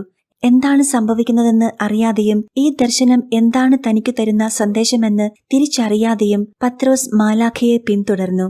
പത്രോസിനെയും കൂട്ടി ചില തെരുവുകൾ കടന്ന് മാലാഖ ഒരിടത്തെത്തിയപ്പോൾ തിരിഞ്ഞ് ഇപ്രകാരം പറഞ്ഞു: പരിശുദ്ധ അമ്മയുടെ മധ്യസ്ഥം വഴി സർവശക്തൻ നിന്നെ മോചിപ്പിച്ചിരിക്കുന്നു. ഇതിനുശേഷം ദൈവദൂതൻ അപ്രത്യക്ഷനായി. പത്രോസിന് അപ്പോൾ നല്ല തെളിച്ചമുണ്ടാവുകയും കർത്താവ് തനിക്കായി പ്രവർത്തിച്ച അത്ഭുതത്തിന്റെ രഹസ്യം മനസ്സിലാക്കുകയും ചെയ്തു. എന്നാൽ സുരക്ഷയെ കരുതി പലായനം ചെയ്യുന്നതിനു മുൻപേ ചെറിയ യാക്കോബിനെയും മറ്റു വിശ്വാസികളെയും സന്ധിച്ച് കൂടിയാലോചന നടത്താനും തനിക്കുണ്ടായ അത്ഭുതാനുഭവത്തെപ്പറ്റി മറ്റുള്ളവരെ അറിയിക്കാനും പത്രോസിന് ആഗ്രഹമുണ്ടായി. അയാൾ വേഗം നടന്ന് മർക്കോസ് എന്ന അപരനാമത്തിൽ അറിയപ്പെട്ടിരുന്ന യോഹന്നാന്റെ അമ്മയായ മറിയത്തിന്റെ വീട്ടിൽ എത്തിച്ചേർന്നു. ഈ വീടായിരുന്നു ഊട്ടുശാല നിലകൊണ്ടിരുന്ന കെട്ടിടം. അവിടെയായിരുന്നു പല ശിഷ്യന്മാരും കഷ്ടതകളുണ്ടാകുന്ന അവസരങ്ങളിൽ അഭയം തേടിയിരുന്നത്. വിശുദ്ധ പത്രോസ് തെരുവിൽ നിന്നുകൊണ്ട് അവരെ വിളിച്ചു. വീട്ടിലെ ദാസിയായിരുന്ന റോദ ഉടൻ തന്നെ ആരാണ് വിളിക്കുന്നതെന്ന് അറിയാൻ താഴേക്കിറങ്ങി വന്നു. പത്രോസിന്റെ സ്വരം അവൾക്ക് പരിചിതമായിരുന്നു. അതിനാൽ ആവേശം പൂണ്ട് അവൾ വാതിൽ തുറക്കാതെ അകത്തേക്ക് ഓടിച്ചെന്ന് അത് പത്രോസ് ആണെന്നറിയിച്ചു. എന്നാൽ പത്രോസ് സ്വതന്ത്രനാകുമെന്ന് അവർക്ക് വിശ്വസിക്കാൻ കഴിയുമായിരുന്നില്ല. അതിനാൽ അത് ഒരു മാലാഖയായിരിക്കുമെന്ന് അവർ കരുതി. അവർക്കിടയിൽ ഇപ്രകാരം തർക്കങ്ങൾ നടക്കുമ്പോൾ പത്രോസ് വാതിലിനു പുറത്ത് അക്ഷമനായി കാത്തു നിൽക്കുകയായിരുന്നു. ഒടുവിൽ അവർ വാതിൽ തുറന്നു. അദ്ദേഹത്തെ കണ്ടപ്പോൾ അവർണ്ണനീയമായ സന്തോഷം അനുഭവിച്ചു. ഇതാ തങ്ങളുടെ സഭയുടെ തലവനായ വിശുദ്ധ അപ്പസ്തോലൻ കാരാഗൃഹത്തിന്റെയും മരണത്തിന്റെയും ദുഃഖത്തിൽ നിന്ന് വിമോചിതനായിരിക്കുന്നു. പത്രോസ് അവരുടെ മുൻപിൽ തനിക്കുണ്ടായ അത്ഭുത അനുഭവം വിവരിക്കുകയും ഇക്കാര്യങ്ങളെല്ലാം അതീവ രഹസ്യമായി ചെറിയ യാക്കോബിനും കൂട്ടർക്കും കൈമാറണമെന്നും നിർദ്ദേശിക്കുകയും ചെയ്തു. ഹെറോദേസ് ഇക്കാര്യം അറിയുമ്പോൾ പത്രോസിനെ പിടികൂടാൻ അന്വേഷണം നടത്തുമെന്ന് അവർക്കറിയാമായിരുന്നു. അതിനാൽ ആ രാത്രിയിൽ തന്നെ പത്രോസ് ജെറുസലേം വിട്ട് പലായനം ചെയ്യാൻ അവർ അപേക്ഷിച്ചു. ഇനി തിരികെ വരികയേ വേണ്ട, കാരണം ഭാവിയിൽ അന്വേഷണം നടത്തി പിടിക്കപ്പെടാം. പത്രോസ് ആ രാത്രി തന്നെ നഗരം വിട്ട് ഓടിപ്പോയി. ക്രൂരനായ ഹെറോദേസ് ആകട്ടെ തന്റെ പടയാളികളെ അവരുടെ വീഴ്ചയിൽ കഠിനമായി ശിക്ഷിക്കുകയും പത്രോസിനെ തിരഞ്ഞുപിടിക്കാൻ തീവ്രശ്രമങ്ങൾ നടത്തുകയും ചെയ്തു. രാജാവിന്റെ ക്രോധം ശിഷ്യഗണത്തിനെതിരെ ജ്വലിച്ചുയർന്നു. എന്നാൽ അയാളുടെ അഹന്തയ്ക്കും ദൈവനിന്ദയ്ക്കുമെതിരെ ദൈവത്തിന്റെ കോപം ആളിക്കത്തി. പരിശുദ്ധ മറിയം ഉന്നതത്തിൽ നിന്നുള്ള സഹായം തേടി ഈ സമയം കണ്ണീരോടെ പ്രാർത്ഥിക്കാൻ തുടങ്ങി. അവർ തന്റെ മാലാഖമാരിൽ ഉന്നതനായവനോട് ഇപ്രകാരം പറഞ്ഞു: അത്യുന്നതന്റെ സേവകനും അവന്റെ കരവേലയുമായവനെ, പരിശുദ്ധ സഭയിലെ എല്ലാ അംഗങ്ങളുടെയും സുസ്ഥിതി ഉറപ്പാക്കാനായി ഞാൻ ആഗ്രഹിക്കുന്നു. അവിടുത്തെ വിശ്വസ്ത ദാസരുടെ സഹനങ്ങളെ ഏറ്റെടുക്കാൻ എന്നെ അനുവദിക്കണമെന്നുള്ള എന്റെ യാചന അത്യുന്നതന്റെ സിംഹാസനത്തിനരികെ ചെന്ന് നീ അറിയിക്കുക. ഹേറോദേസ് സഭയെ ഉന്മൂലനം ചെയ്യാൻ ഗൂഢാലോചനകൾ നടത്തുന്നു. അയാളുടെ തന്ത്രങ്ങളെ തോൽപ്പിക്കണമേ എന്ന് ഞാൻ പ്രാർത്ഥിക്കുന്നു. ഇതു കേട്ട് ഉടൻ മാലാഖ സ്വർഗത്തിലേക്കുയർന്നു. മറിയമാകട്ടെ പഴയ നിയമത്തിലെ എസ്തേറിനെ പോലെ തന്റെ ജനങ്ങളുടെ സ്വാതന്ത്ര്യത്തിനും രക്ഷയ്ക്കും വേണ്ടി പ്രാർത്ഥിച്ചുകൊണ്ട് കഴിഞ്ഞു. എസ്തേർ 4:16. പരിശുദ്ധ ത്രിത്വം ദൈവദൂതനെ മറുപടിയുമായി മറിയത്തിന്റെ പക്കലേക്ക് അയച്ചു. അല്ലയോ സ്വർഗത്തിലെ രാജകുമാരി, നീ സഭയുടെ മാതാവും യജമാനത്തെയും ഭരണാധികാരിയുമാകുന്നു. ആയതിനാൽ ഭൂമിയിലായിരിക്കുമ്പോൾ അത്യുന്നതന്റെ ശക്തി നിന്നിൽ നിക്ഷേപിച്ചിരിക്കുന്നു. അതിനാൽ അവിടുത്തെ ആഗ്രഹപ്രകാരം സ്വർഗത്തിന്റെ രാജ്ഞിയും ആകാശത്തിന്റെയും ഭൂമിയുടെയും അധികാരിയുമെന്ന നിലയിൽ നീ ഹെറോദേസിന്റെ മേൽ വിധി ഉച്ചരിക്കുക.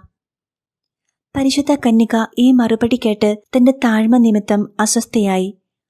അവൾ മാലാഖിയോട് ഇപ്രകാരം പറഞ്ഞു: ഞാൻ കർത്താവിന്റെ സാദൃശ്യത്തിൽ സൃഷ്ടിക്കപ്പെട്ട ഒരു മനുഷ്യനുമേൽ വിധി പറയുകയോ? ഞാൻ അവിടുത്തെ കൈകളാൽ ഉരുവാക്കപ്പെട്ടവളാണല്ലോ. മനുഷ്യരുടെ ഇടയിലെ ദുഷ്ടന്മാരെ ഞാൻ തിരിച്ചറിഞ്ഞിട്ടുണ്ട്. എന്നാൽ ആർക്കുമെതിരെ പ്രതികാരം ചെയ്യാൻ ഞാൻ ആഗ്രഹിക്കുന്നില്ല. അവരും രക്ഷപ്പെടണമെന്നാണ് ഞാൻ ആഗ്രഹിക്കുന്നത്. ഒരിക്കലും അവർക്കുള്ള ശിക്ഷയെ ത്വരിതപ്പെടുത്താൻ ഞാൻ ആഗ്രഹിക്കുന്നില്ല. മാലാഖയായ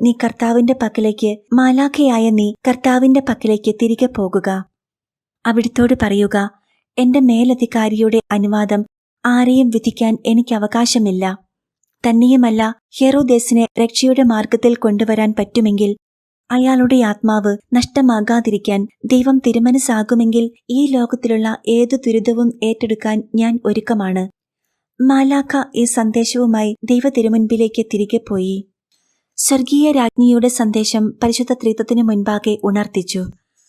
അവിടെ നിന്നും ഇപ്രകാരമുള്ള മറുപടി ദൂതൻ വശം നൽകപ്പെട്ടു: ഞങ്ങളുടെ രാജ്ഞിയും അധികാരിയുമായവൾ അറിയാൻ അത്യുന്നതൻ ഇപ്രകാരം അരുളി ചെയ്യുന്നു: ഹെറോദേസ് മുന്നേ തന്നെ ശാപവഴിയിൽ സഞ്ചരിക്കുന്നവനായി തിരിച്ചറിയപ്പെട്ടിരിക്കുന്നു.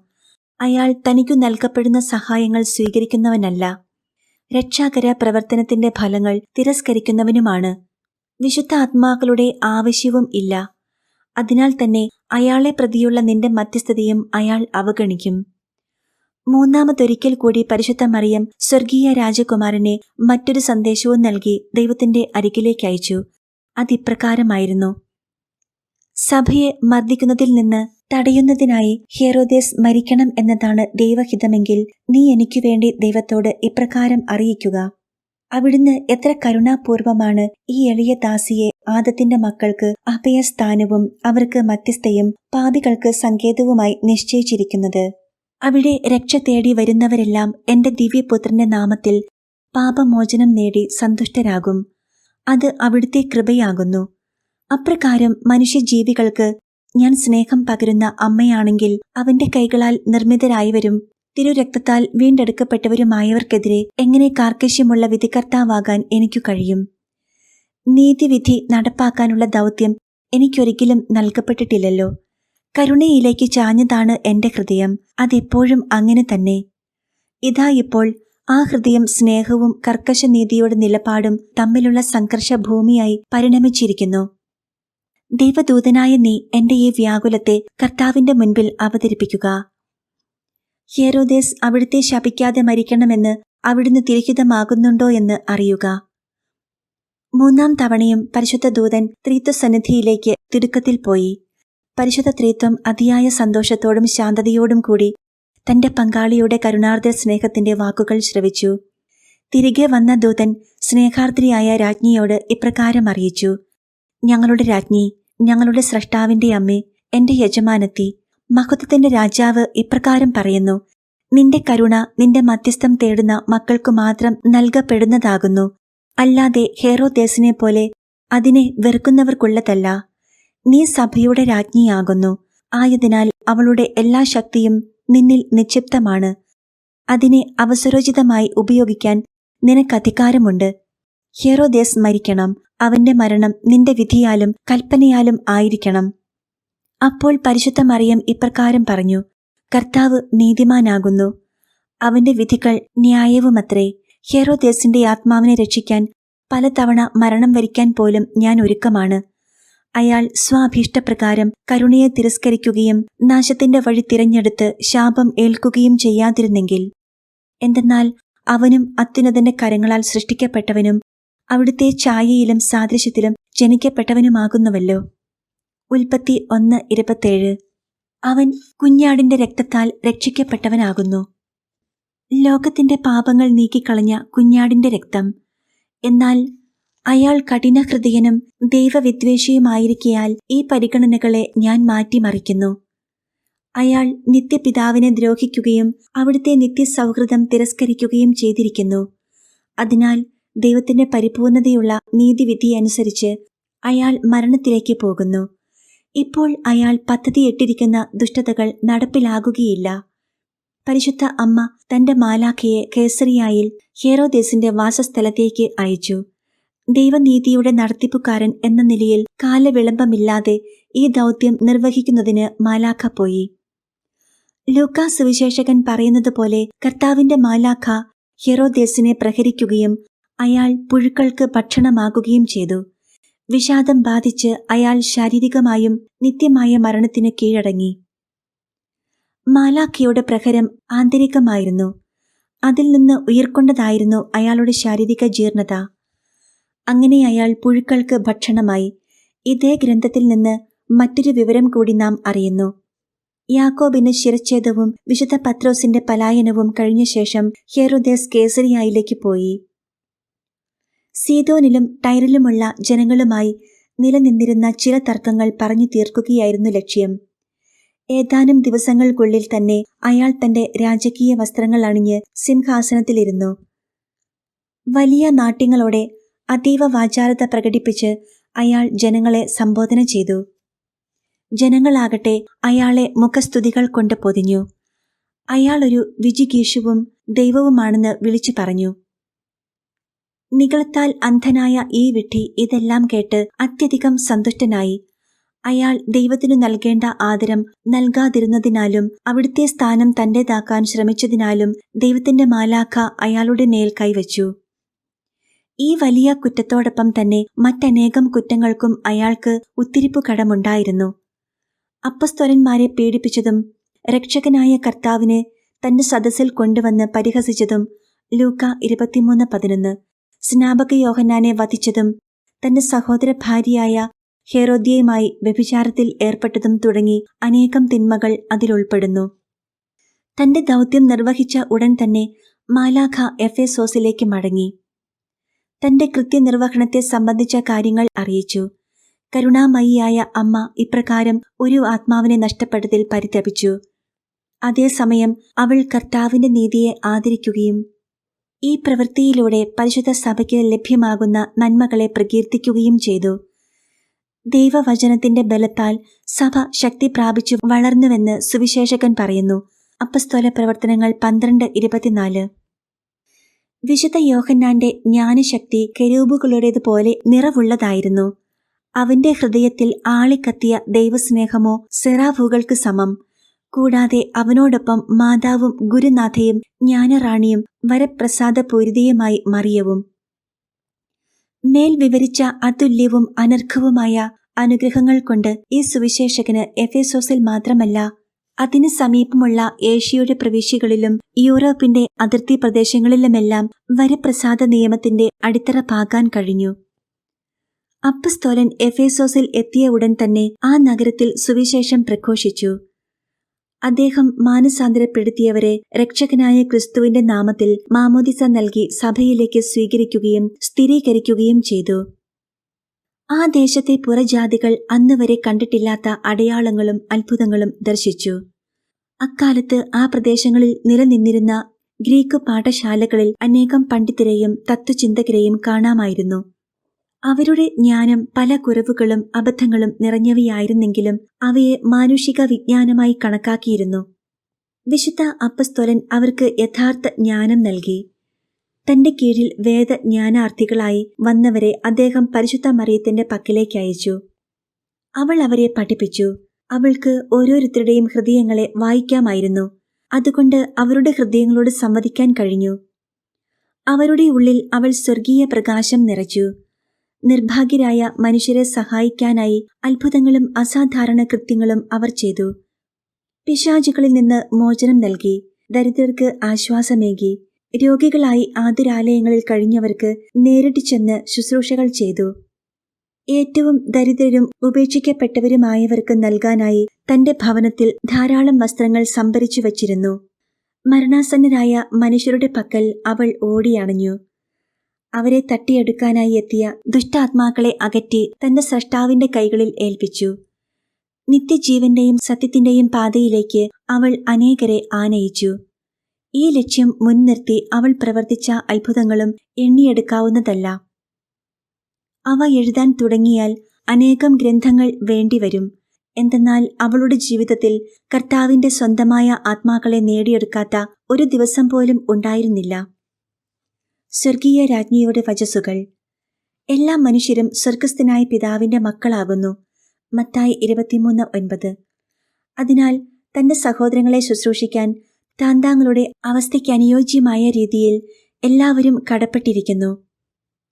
സഭാമക്കൾക്ക് സവിശേഷമായി ഭരമേൽപ്പിക്കപ്പെട്ടിരിക്കുന്ന ബാധ്യതയാണിത്. അവർ തങ്ങളുടെ പ്രാർത്ഥനകളാലും എളിമയുടെ പ്രവൃത്തികളാലും അത് നിർവഹിക്കുക തന്നെ വേണം. ഈ ദൗത്യം നേരിട്ട് ഏൽപ്പിക്കപ്പെട്ടിരിക്കുന്നത് ക്രിസ്തീയ വിശ്വാസത്തിൽ വളർത്തപ്പെട്ടവർക്കും അതുവഴി ദൈവത്തിന്റെ ഉദാത്തമായ അനുഗ്രഹങ്ങൾ അനുഭവിക്കുന്നവർക്കുമാണ്.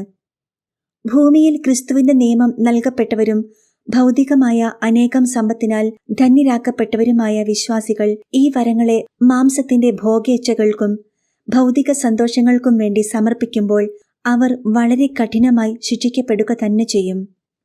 കർത്താവിന്റെ ഭവനത്തിലെ ഇടയന്മാരും പ്രധാനികളും കഠിനാധ്വാനം ചെയ്യാതെ ജീവിതസുഖം മാത്രം അന്വേഷിച്ചാൽ ക്രിസ്തുവിന്റെ അജഗണം നരകപിശാചുക്കളാൽ ആക്രമിക്കപ്പെട്ട് നാശത്തിനിരയായിത്തീരും.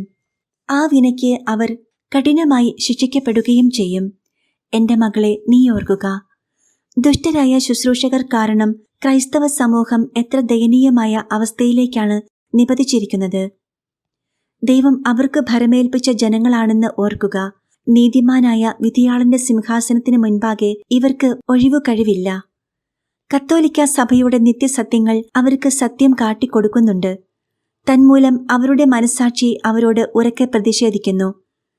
എന്നാൽ അവരാകട്ടെ എല്ലാ മുന്നറിയിപ്പുകളും കാതുകളടച്ച് തിരസ്കരിക്കുന്നു. ദൈവത്തിന്റെ കാര്യം ഏറ്റെടുക്കുന്നവർ ആരുമില്ല.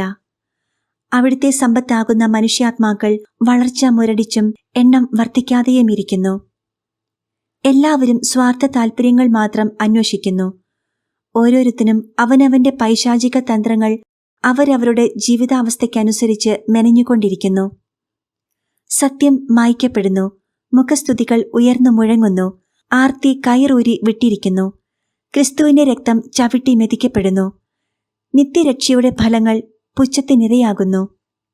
തന്റെ ജീവനും രക്തവും സമർപ്പിച്ച് രക്ഷകൻ നേടിയെടുത്തതിനെ സംരക്ഷിക്കാൻ സ്വന്തം സുഖങ്ങളും താൽപര്യങ്ങളും ത്യജിക്കാൻ ആരും തയ്യാറാകുന്നില്ല.